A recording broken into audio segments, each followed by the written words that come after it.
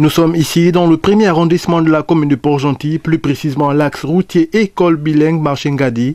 En effet, depuis la construction de cette voie, celle-ci rencontre plusieurs problèmes. Entre autres, le manque de canalisation pour ne citer que cela. Et comme cela ne suffisait pas, elle est engloutée en saison pluvieuse par les eaux de ruissellement, comme bon nombre de quartiers de la capitale économique. Avant, quand la mairie, à l'époque de Dibongi, là, travaillé, il est venu s'arrêter la route là. Là, vous avez commencé là. Que l'eau allait jusqu'ici. On les appelait ici les crapauds. Et que, en 82, la fête tournante. Depuis 82, toutes ces routes sont dégradées. À Port-Gentil, ça, Caniveau, c'est une route appelée à mourir vite. Quand il pleut, à Port-Gentil, toutes les eaux qui tombent des toitures, ça devient la mare, jusqu'à Gadi, de gauche à droite, c'est là où les routes s'abîment. Une route réhabilitée il y a quelque temps sur une distance de quelques mètres avec des pavés. Selon les riverains, cette réhabilitation ralentirait davantage la dégradation de celle-ci.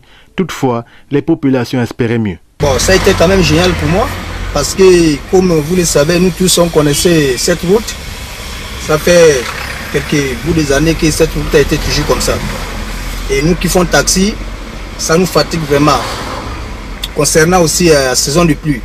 S'il y a la pluie, il y a des populations qui ont du mal d'avoir le taxi à cause de cette route parce qu'il n'y a pas beaucoup de véhicules qui circulent là.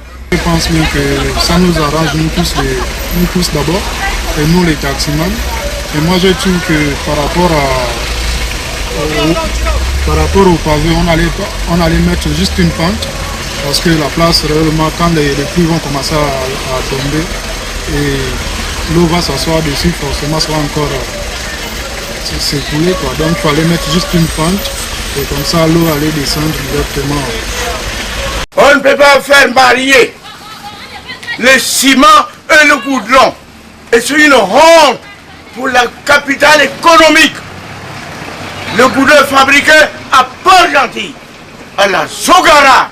À l'approche de la saison pluvieuse dans les semaines à venir, les habitants résidant non loin de cette voie appréhendent encore plus les risques d'inondation. Les autorités sont donc invitées à prendre leurs responsabilités pour le bonheur du plus grand nombre. Si vous voyez le boulevard là en bas, si vous voyez le boulevard Albert Bernard Bongo, jusqu'à présent ne bouge pas, c'est les Yougoslaves.